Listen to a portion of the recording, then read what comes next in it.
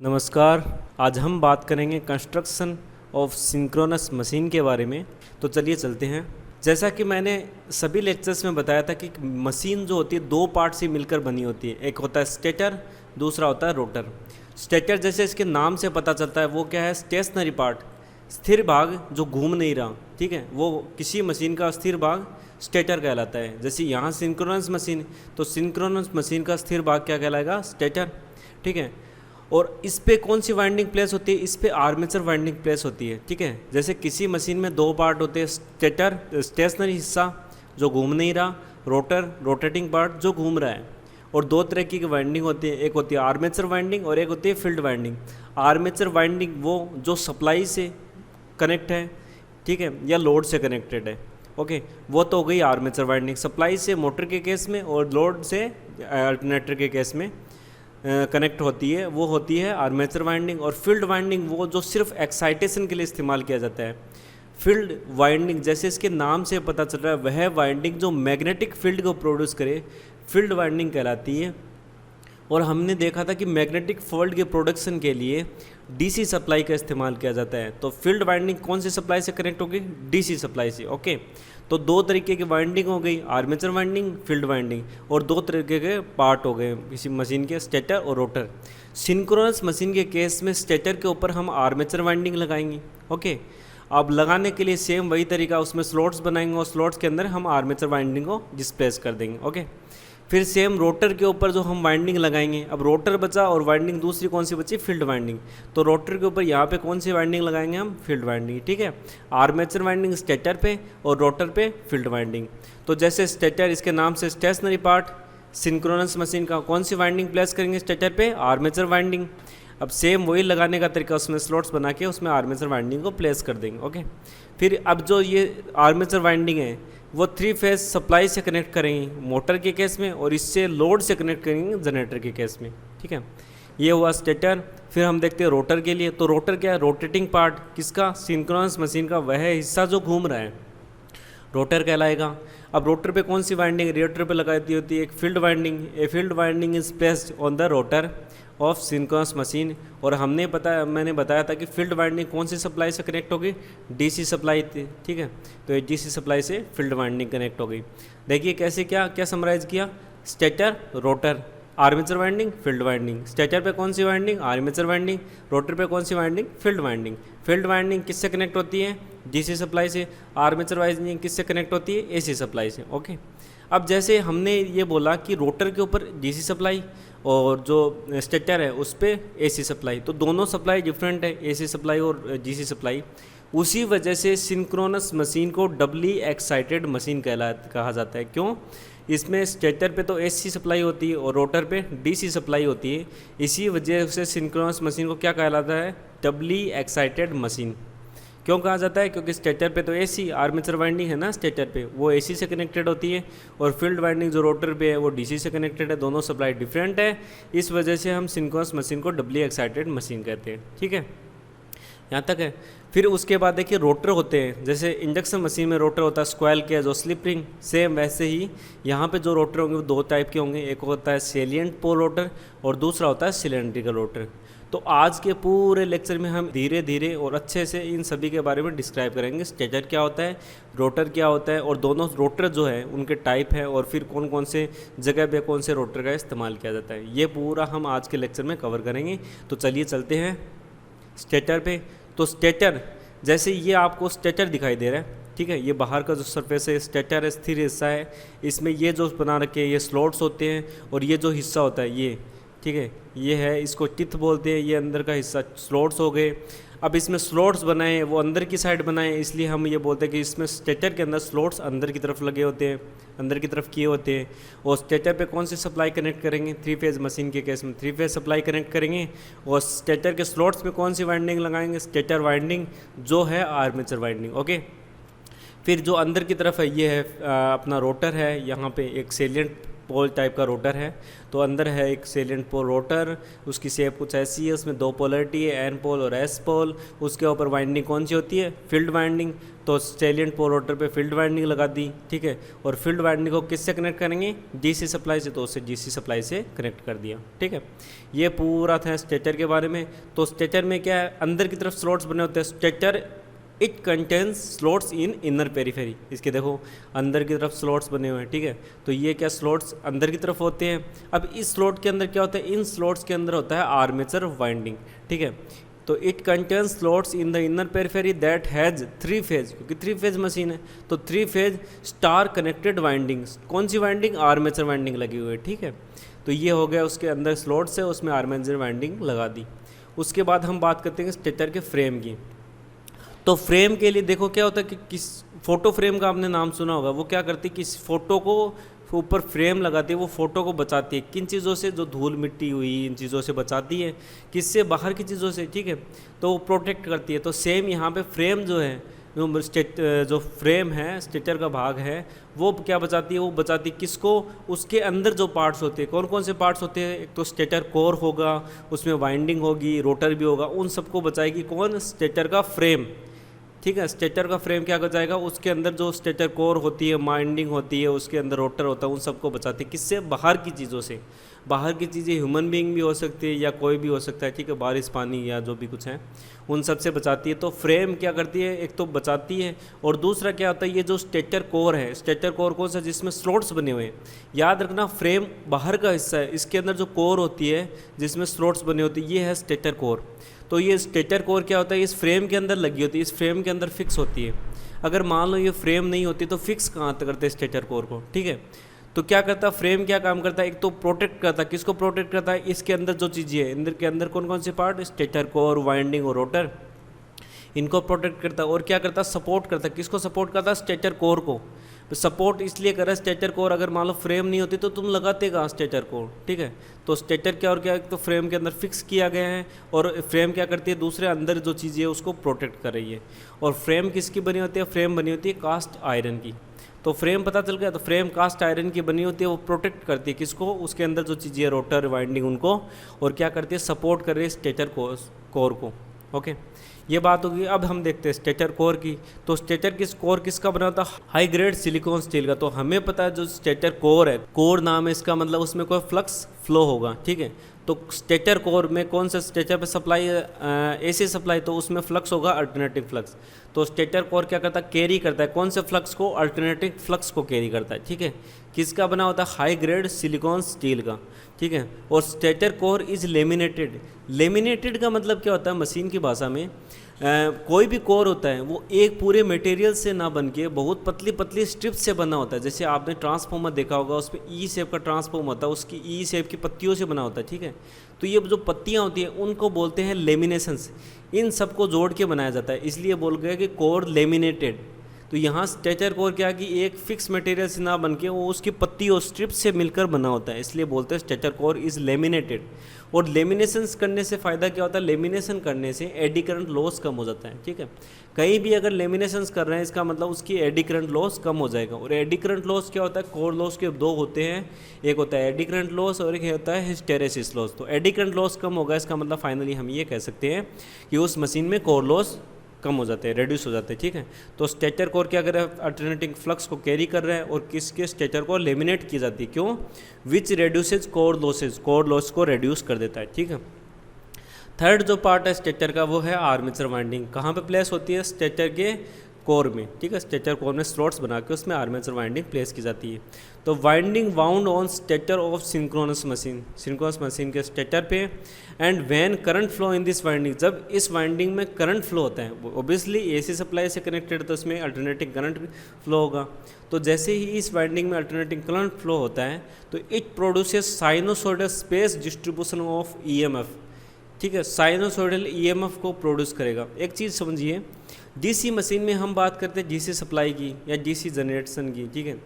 AC machine की बात करें तो ऑब्वियसली हम बात करेंगे एसी सप्लाई की। AC supply in the sense sinusoidal waveform, हम यही बात करेंगे। तो हम क्या चाहते हैं? जो वेवफॉर्म, जो वोल्टेज जनरेट हुई वो परफेक्ट साइनोसॉइडल हो, और परफेक्ट साइनोसॉइडल होने के लिए वोल्टेज इंड्यूस ईएमएफ का परफेक्ट साइनोसॉइडल होने के लिए जो जिस फ्लक्स से वो बन रहा वो भी परफेक्ट साइनोसॉइडल होना चाहिए।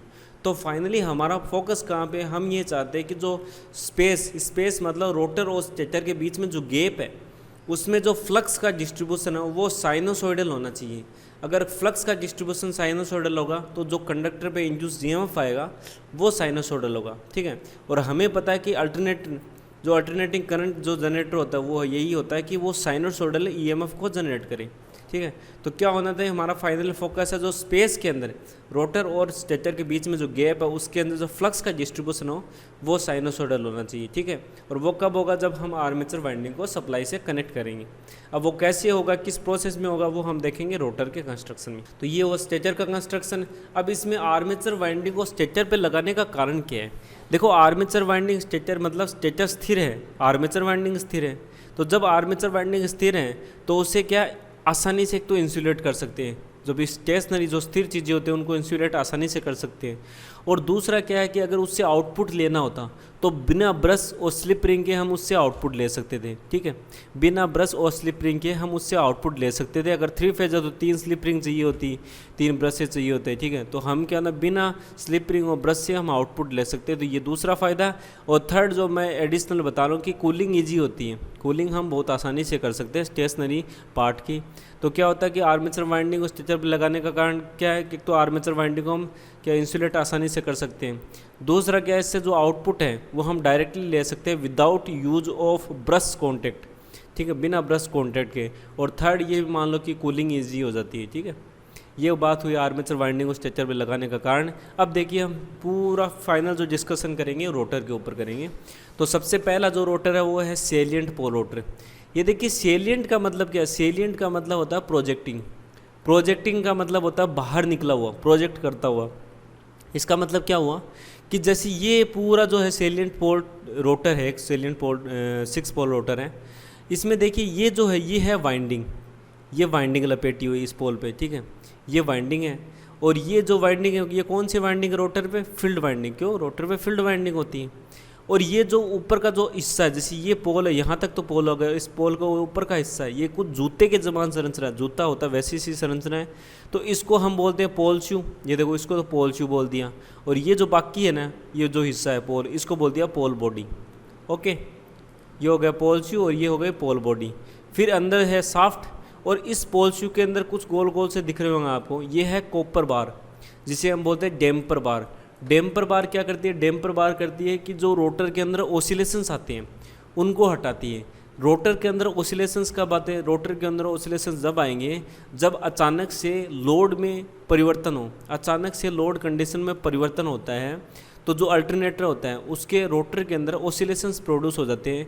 उन ओसिलेशंस को हटाने के लिए पोल शू के अंदर हम क्या लगाएंगे, डैम्पर बार इस्तेमाल करेंगे। डैम्पर बार एक कॉपर की बार होती है। तो ये डैम्पर बार का इस्तेमाल क्यों किया, to damp out the oscillations.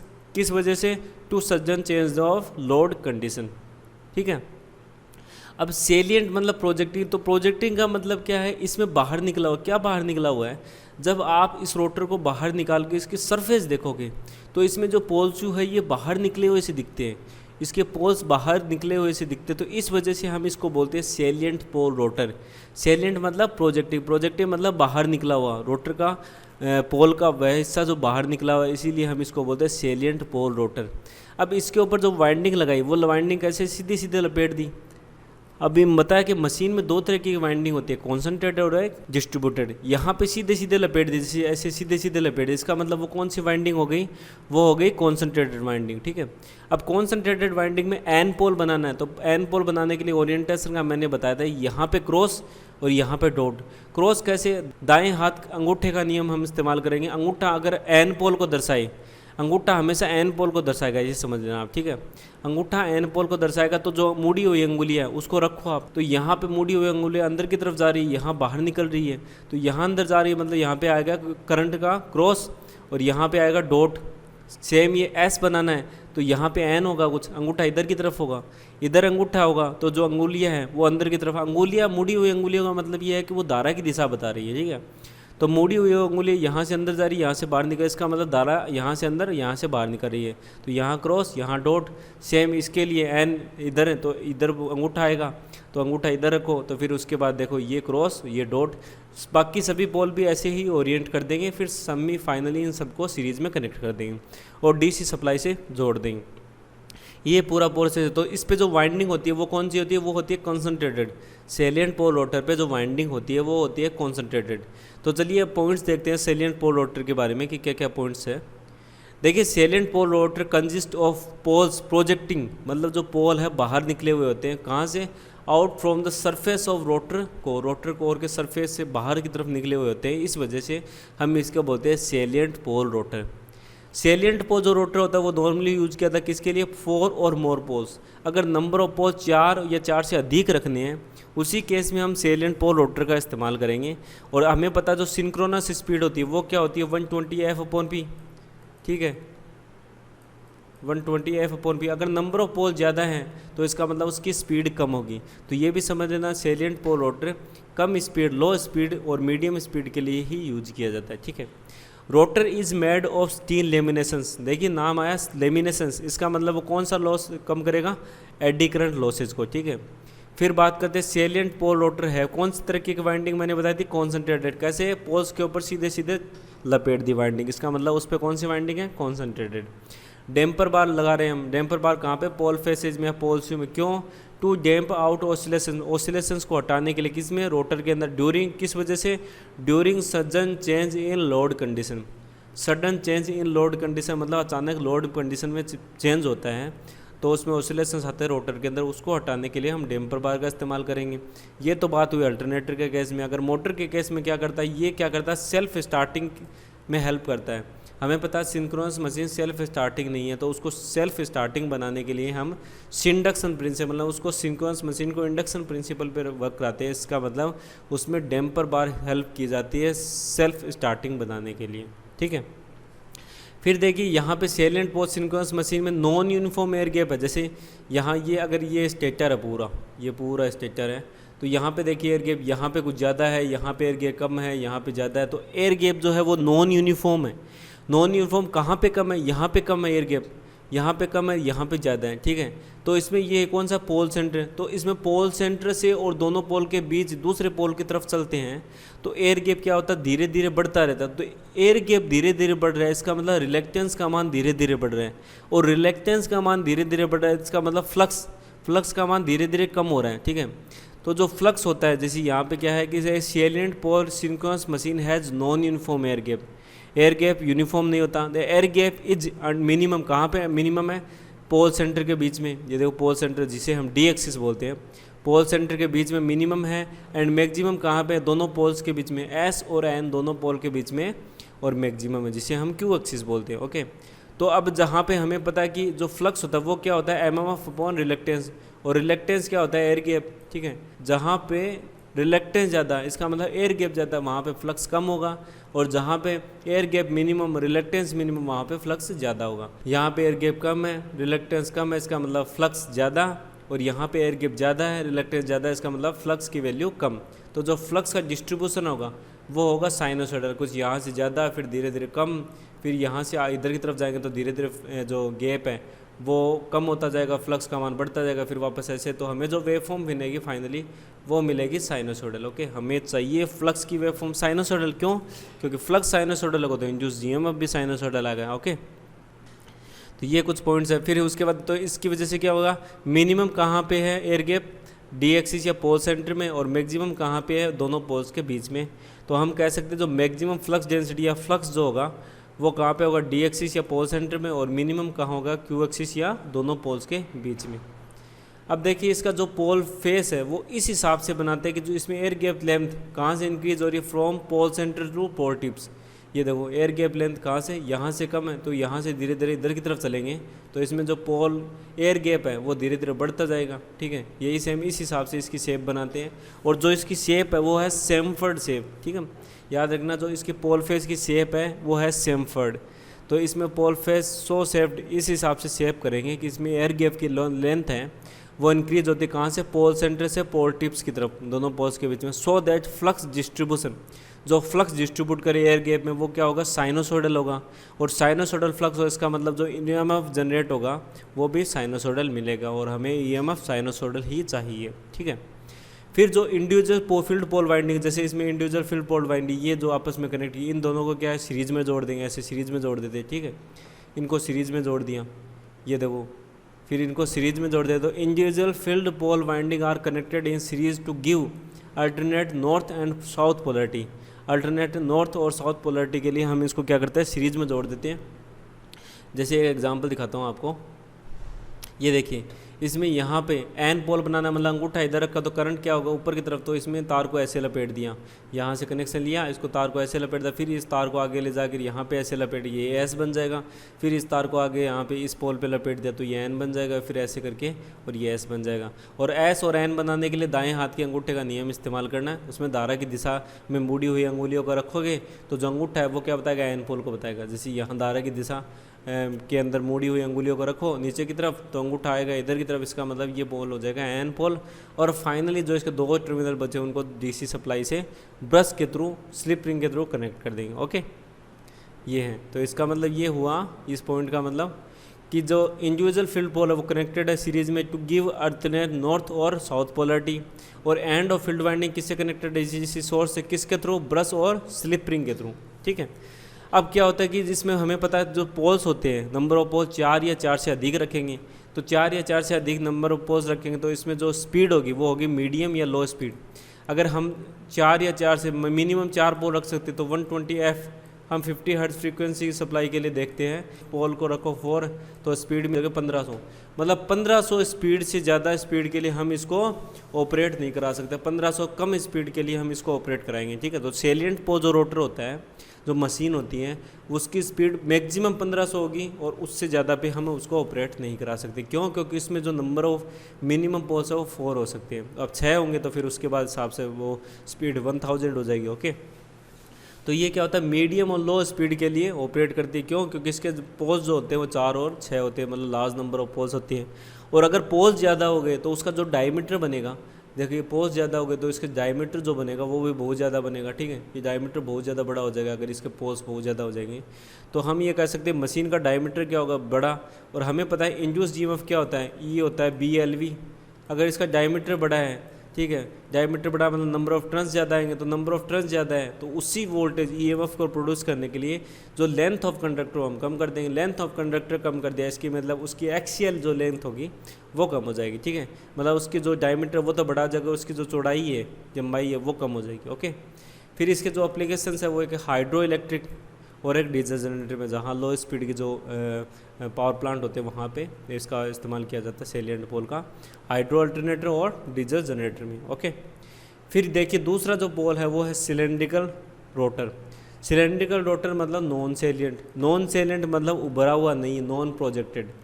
इसका मतलब क्या हुआ, अगर इसको रोटर को बाहर निकाल के देखोगे तो इसमें जो पोल्स है वो बाहर की तरफ निकले हुए नहीं दिखते, इस वजह से हम इसको बोलते हैं नॉन सेलिएंट, नॉन प्रोजेक्टेड। और ये रोटर कौन सा, ये है सिलेंड्रिकल रोटर, ओके। तो सिलेंड्रिकल रोटर में जो पोल्स होते हैं वो बाहर की तरफ निकले हुए नहीं दिखते, इस वजह से हम इसको नॉन सेलिएंट बोलते हैं। तो इसमें करेंगे क्या, ये तो स्टेटर है, इसके अंदर जो रोटर है उसमें स्लॉट्स बना देंगे और स्लॉट्स बना के उसके अंदर वाइंडिंग हम डिस्प्लेस करेंगे। जब स्लॉट्स बना के वाइंडिंग प्लेस की, इसका मतलब जो वाइंडिंग का टाइप है वो है डिस्ट्रीब्यूटेड वाइंडिंग, ठीक है। और सीधे सीधे लपेट दिया, इसका मतलब वो वाइंडिंग कौन सी, कॉन्सेंट्रेटेड।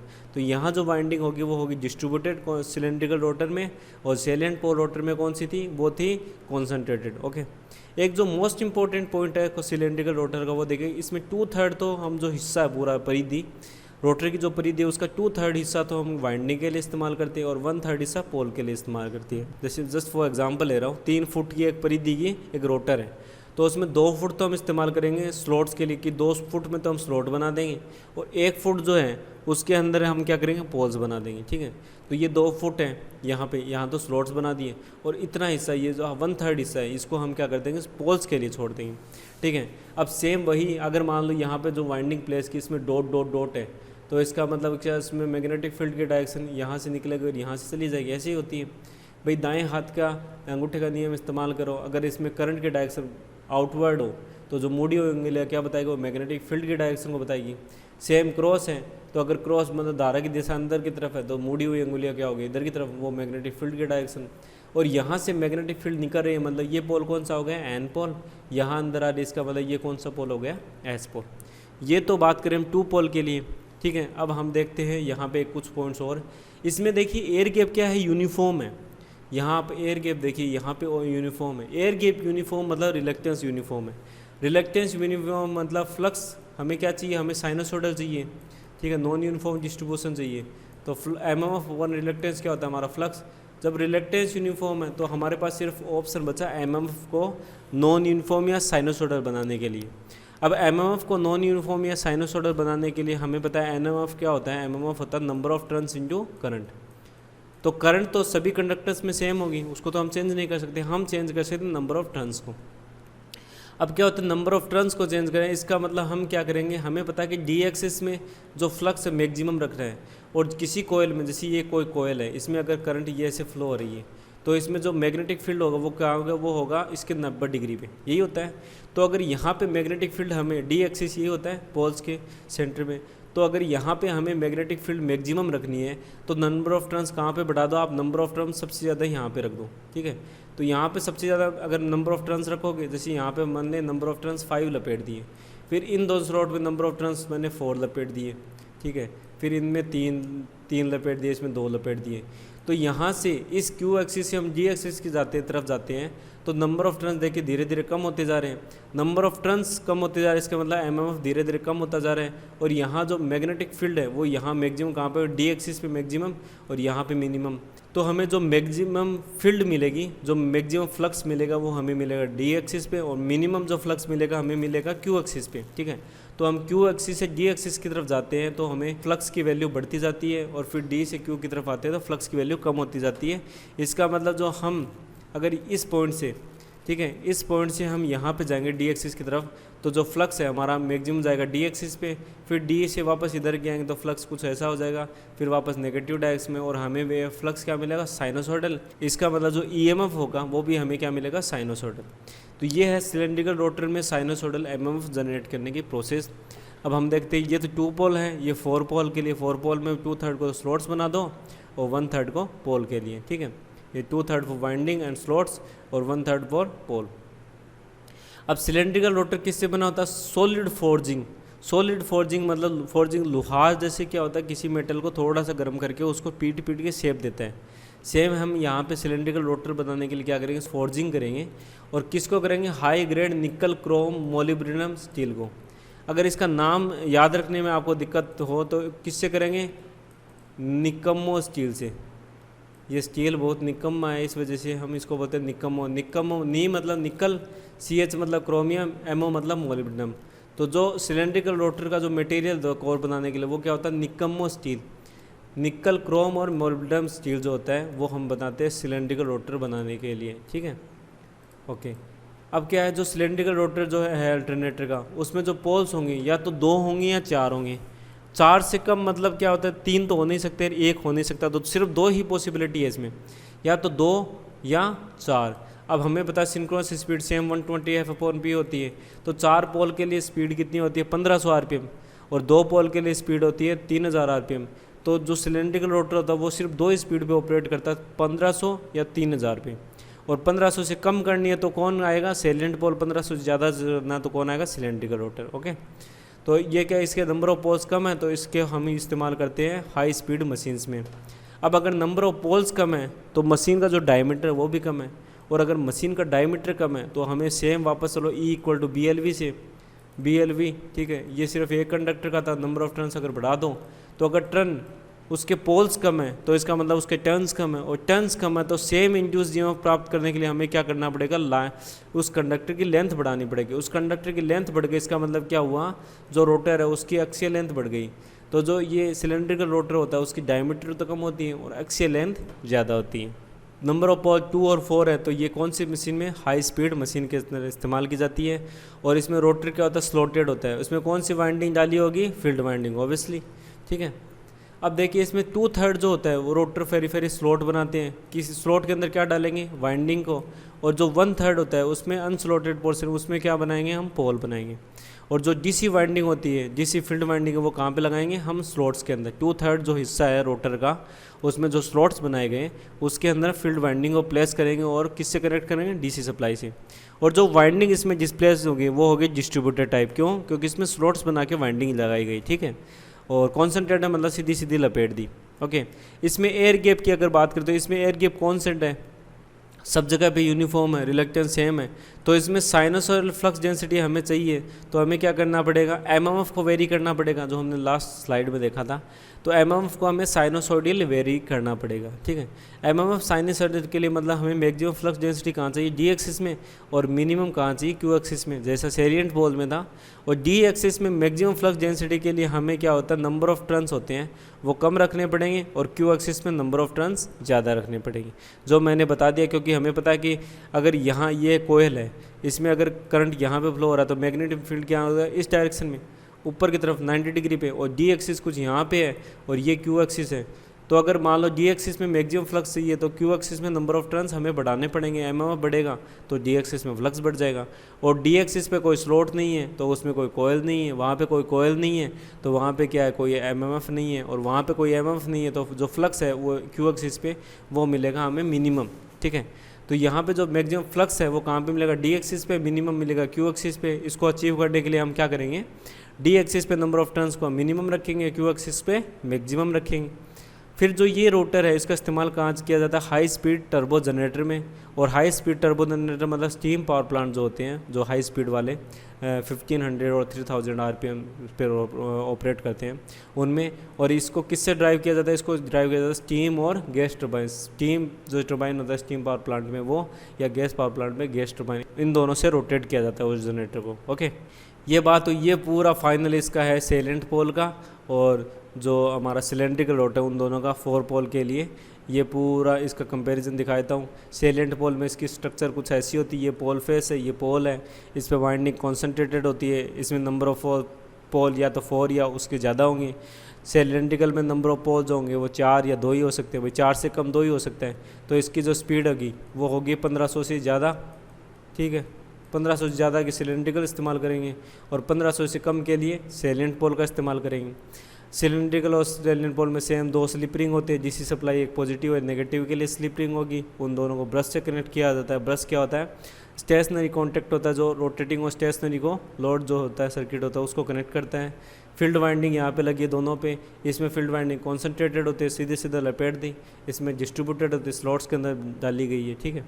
इसका जो डायमीटर होता है वो नंबर ऑफ पोल्स की वजह से बड़ा होता है, इसका डायमीटर छोटा होता है। इसका डायमीटर बड़ा होगा सेलेंट पोल का, तो जो इसकी साफ्ट की एक्सियल लेंथ है वो कम हो जाएगी, और सिलेंड्रिकल की साफ्ट की एक्सियल लेंथ है बढ़ जाएगी। ये देखिए कंपैरिजन करते हैं हम, तो वाइंडिंग कौन से सेलेंट पोल में कॉन्सेंट्रेटेड, सिलेंड्रिकल में डिस्ट्रीब्यूटेड।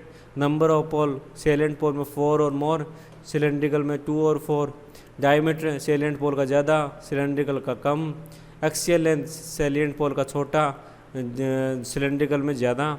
स्पीड, नंबर ऑफ पोल अगर सेलेंट पोल में ज़्यादा है तो स्पीड कम, और सिलेंड्रिकल में स्पीड नंबर ऑफ पोल कम तो स्पीड ज़्यादा। यूज़ करते हैं सेलेंट पोल को हाइड्रो जनरेटर में, हाइड्रो पावर प्लांट में, और सिलेंड्रिकल को टर्बो जनरेटर में, थर्मल पावर प्लांट में। एक चीज़ मैं और बता देता हूँ, जो इसमें स्लॉट्स का इस्तेमाल करेंगे वो ओपन स्लॉट्स होते हैं, ठीक है। टर्बो अल्टरनेटर में जो स्लॉट्स बनाएंगे वो ओपन टाइप के स्लॉट्स होते हैं। चलो ये पूरा फाइनल कंक्लूजन होगा कंस्ट्रक्शन ऑफ सिंक्रोनस मशीन से रिलेटेड। आशा करता हूँ कि आपको इन सब से रिलेटेड सभी पॉइंट्स क्लियर हुए होंगे। फिर भी कोई रिलेटेड क्वेरी है तो कमेंट सेक्शन में कमेंट कीजिएगा। धन्यवाद।